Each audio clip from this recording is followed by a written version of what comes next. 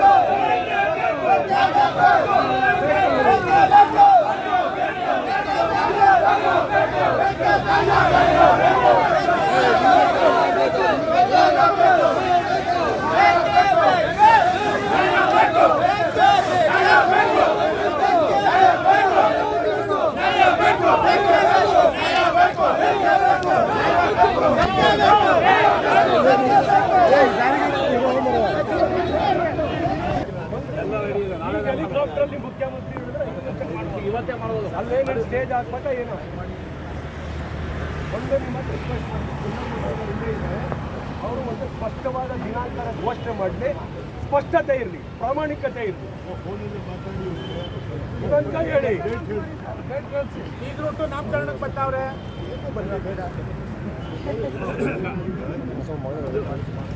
ಈ ತಿಂಗಳಂತ ಹೇಳ್ತೀರಾ ಸರ್, ದಿನಾಂಕ ಆದರೆ ಹೇಗಾಗಿ ಇಂಥ ದಿವಸ ನಾವು ಅದನ್ನು ಈಗ ಪೊಲೀಸ್ ಅಧಿಕಾರಿಗಳು ಬೆಳಿಗ್ಗೆ ಮಾಹಿತಿ ಕೊಡುವ ಪ್ರಕಾರ 3ನೇ ತಾರೀಕು ಹೌದಾ ಅಂದರೆ ಘೋಷಣೆ ಮಾಡಿ ಸೋಮವಾರ ಇದು ನಮಗೆ ನಾಳೆ ಗೊತ್ತಾಗಲಿಲ್ಲ. ನಾವು ಈಗ ರೂಪಕ್ಕೆ ಬರ್ಬೋದು, ಮದುವೆಗೆ ಬರ್ಬೋದು, ಎಲ್ಲಾದರೂ ಬರ್ಬೋದು. ಇದರ ಅನಾವರಣಕ್ಕೆ ಹಾಕ್ಬೇಕು. ಅದಕ್ಕೆ ನಾವೇನು ಸರ್ಕಾರಕ್ಕೆ ನಿಮ್ಮ ಹುದ್ದೆಯ ವೈಚಾರಿಕತೆಯನ್ನು, ನಿಮ್ಮ ಹುದ್ದೆಯನ್ನು ಮತ್ತು ಅನಾವರಣ ಮಾಡಿ ದೇವರಾಜರ ಬಗ್ಗೆ ಒಳಕು ಮನಸ್ಸನ್ನು ಅನಾವರಣ ಮಾಡಿ ಇವತ್ತು ಕರ್ನಾಟಕ ಅಂತ ನಾಮಕರಣ ಮಾಡಿದ್ದೆ ನಾಯಕರು ಯಾಕೆ ವಿಳಂಬ ಮಾಡ್ತಾ ಇದ್ದಾರೆ. ಕರ್ನಾಟಕ ರಾಜ್ಯೋತ್ಸವ, ಕರ್ನಾಟಕಕ್ಕೆ ಮೈಸೂರು ರಾಜ್ಯವನ್ನು ಕರ್ನಾಟಕ ರಾಜ್ಯ ಎಂದು ನಾಮಕರಣ ಮಾಡಿದಂಥ ಹುಲಿ ದೇವರಾಜ್ ಕರ್ನಾಟಕ ಏಕೀಕರಣದಲ್ಲಿ ಕೂಡ ಭಾಗವಹಿಸಿದಂಥ 8 ವರ್ಷಗಳ ಕಾಲ ಮುಖ್ಯಮಂತ್ರಿಯಾಗಿ ಕರ್ನಾಟಕ ರಾಜ್ಯದ ಅಭಿವೃದ್ಧಿಯನ್ನು ಅಜರಾಮರಗೊಳಿಸಿದರು. ಸುಮಾರು 21 ಲಕ್ಷ ಎಕರೆ ಭೂಮಿಯನ್ನು ಭೂ ಸುಧಾರಣಾ ಕಾನೂನಿನ ಮೂಲಕ ಇರುವವರಿಗೆ ತಲತಲಾಂತರಗಳ ಕಾಲ ನೀವು ಉಟ್ಕೊಂಡು ಊಟ ಮಾಡಪ್ಪ ಅಂತಂತೇಳಿ 21 ಲಕ್ಷ ಎಕರೆ ಭೂಮಿಯನ್ನು ಕೊಟ್ಟಿದ್ದಾರೆ. ಪಾಪ ಈಗ ಸರ್ಕಾರ ನಾನು 5 kg ಅಕ್ಕಿ ಕೊಟ್ಟೆ ಅದೆಲ್ಲ ಇವತ್ತು ನನ್ನದೇ ಸ್ವಂತ ಭೂಮಿ ಮಾಡಿಕೊಂಡು ಇರುವವನೇ ಹೊಲದೊಡೆಯ ಆ ಘೋಷಣೆಯ ಮೂಲಕ 20 ಲಕ್ಷ ಎಕರೆ ಭೂಮಿಯನ್ನು ಭೂರಹಿತರಿಗೆ ಕೊಟ್ಟು ಭೂಮಾಲೀಕರನ್ನಾಗಿ ಮಾಡಿದಂಥ ದೇವರಾಜ್ ಯಾರ್ದೋ ಕಿಲ್ಲಲ್ಲಿ ಮಲಗ್ತಾ ಇದ್ದಂಥ ಲಕ್ಷಾಂತರ ಬಡವರಿಗೆ ಉಚಿತ ನಿವೇಶನಗಳನ್ನು ಕೊಟ್ಟು ಮನೆಗಳನ್ನು ಕಟ್ಟಿಸಿಕೊಟ್ಟಂಥ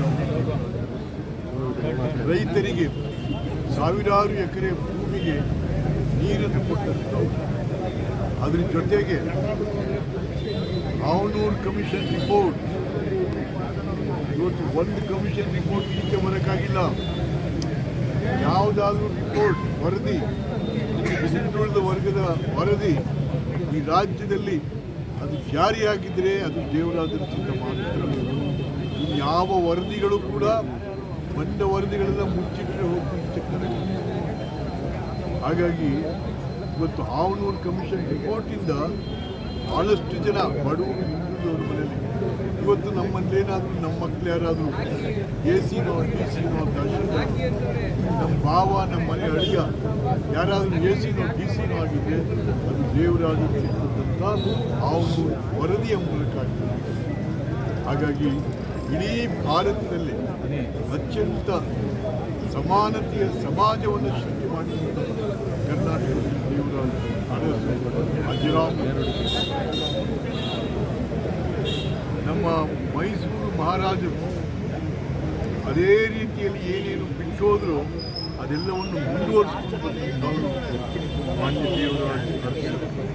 ಹಾಗಾಗಿ ಇವತ್ತು ಅವರ ಅಭಿಮಾನಿಗಳು ಇವತ್ತು ಭಾಳಷ್ಟು ಜನ ಮನೆಗಳು ಅವರಿಂದ ಉದ್ಧಾರ ಆಗಿದೆ, ಭಾಳಷ್ಟು ಕುಟುಂಬಗಳು ಅವರ ಮನೆ ಉದ್ಧಾರ ಆಗಿದೆ, ಭಾಳಷ್ಟು ಯುವಕರಿಗೆ ಕೆಲಸ ಸಿಕ್ಕಿದೆ, ದುಡಿಯೋ ಕೈಗೆ ಉದ್ಯೋಗ ಕೊಟ್ಟಂಥವ್ರು, ದುಡಿಯೋ ಕೈಗೆ ಉದ್ಯೋಗ ಕೊಡದೆ ಪುಕ್ಸಾಟಿ ಕೊಡಲಿಲ್ಲ.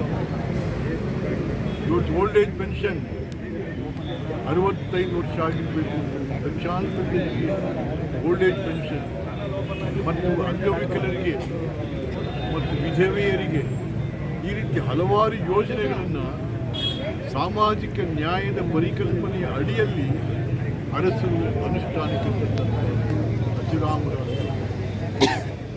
ಹಾಗಾಗಿ ದೇವರಾಜರಸರ ಪುತ್ಥಳಿ ಯಾರು ಯಡಿಯೂರಪ್ಪನವರು ಮುಖ್ಯಮಂತ್ರಿಯಾಗಿದ್ದಂಥ ಸಂದರ್ಭದಲ್ಲಿ ರಘು ದೇವರಾಜರ ಹಿಂದುಳಿದ ವರ್ಗದ ಘಟಕದ ಅಧ್ಯಕ್ಷರಾಗಿದ್ದಂಥ ಸಂದರ್ಭದಲ್ಲಿ 92 ಲಕ್ಷ ರೂಪಾಯಿಗಳನ್ನ ಯಡಿಯೂರಪ್ಪನವರು ದೇವರಾಜರ ಪ್ರತಿಮೆ ಮಾಡಿ ಒಳ್ಳೆ ಕಡೆ ಅದು ತೊಗೊಂಬಂದು ಇವತ್ತು, ಯಾಕೆಂದರೆ ಮೈಸೂರು ನಗರದಲ್ಲಿ ಮೈಸೂರಿನ ದೇವರಾಜರ ಪ್ರತಿಮೆ ಮೈಸೂರು ಭಾಗದಲ್ಲಿ ಎಲ್ಲೂ ಇಲ್ಲ, ಮೈಸೂರಲ್ಲಿ ಒಂದು ಬಿಟ್ಟರೆ.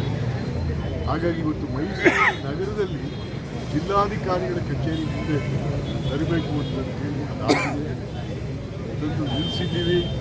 ಅದನ್ನು ಅನಾವರಣ ಮಾಡಲಿಕ್ಕೆ ಇವತ್ತು ಮುಖ್ಯಮಂತ್ರಿಗಳು ಕೂಡ ಅದಕ್ಕೆ ಇಷ್ಟಪಡ್ತಾ ಇಲ್ಲ, ಜಿಲ್ಲಾ ಮಂತ್ರಿಗಳು ಕೂಡ ಸಂವಿಧಾನ ಅಂಬೇಡ್ಕರ್ ಎಲ್ಲ ಭಾಷಣ ಮಾಡ್ತಾರೆ. ಬಹುಶಃ ಅಂಬೇಡ್ಕರ್ ಹೇಳಿದಂಥ ತತ್ವ ಸಿದ್ಧಾಂತಗಳನ್ನು ಪ್ರತಿಶತ ಅಕ್ಷರಗಳನ್ನು ಕೂಡ ಜಾರಿಗೆ ತಂದಂಥವರು ದೇವರಾಜ. ಏನು ಅಂಬೇಡ್ಕರ್ ಹೇಳಿದ್ರು ಸಾಮಾಜಿಕ ನ್ಯಾಯ, ಅದನ್ನು ಅಕ್ಷರ ಸಹ ಜಾರಿಗೆ ತಂದಂಥವರು ದೇವರಾಜರು. ಅಂಥವ್ರ ಪ್ರತಿಮೆಯನ್ನು ಉದ್ಘಾಟನೆ ಮಾಡಲಿಕ್ಕೆ ಬೆಳಗ್ಗೆ ಎದ್ದರೆ ಸಂವಿಧಾನ ಅಂಬೇಡ್ಕರ್ ಅಂತ ಸುಮ್ಮನೆ ಬೊಗಳೆ ಹೊಡ್ಕೊಂತಿರ್ತಕ್ಕಂಥ ಜಿಲ್ಲಾ ಅದಕ್ಕೆ ಮನಸ್ಸು ಮಾಡ್ತಾ ಇದೆ. ಹಾಗಾಗಿ ಇವತ್ತು ನಿಮ್ಮನ್ನು ನೋಡಿದ್ರೆ ಮುಖ್ಯಮಂತ್ರಿ ಮಂತ್ರಿಗಳನ್ನ ನಕಲಿ ಹಿಂದುಳಿದ ನಾಯಕರು ದಯಮಾಡಿ ಇವತ್ತು ನಾವೆಲ್ಲ ಬಂದಿದ್ದೀರಾ, ಎಲ್ಲ ಹೋಗೋಣ. ನಿಜ ಜಿಲ್ಲಾಧಿಕಾರಿಗಳು ಪಾಪ ಅವರನ್ನು ನಾವು ಮಾತಾಡಿ ಇಲ್ಲ ಮಾಡಿಬಿಡ್ತೀವಿ, ಒಂದು ವಾರ ಟೈಮ್ ಕೊಡಿ. ಆದರೆ ಅದೇನೇ ಇರಲಿ ಅವನ್ನ ಸೇರಿದ್ದೀವಿ, ಅವರ ಅಭಿಮಾನಿಗಳು ಹೋಗೋಣ. ಅಲ್ಲಿ ಪುತ್ಥಳಿಯನ್ನು ಇವತ್ತು ದಿವಸ ನಾವೆಲ್ಲ ಸೇರಿ ಅದನ್ನು ಅನಾವರಣ ಮಾಡೋಣ.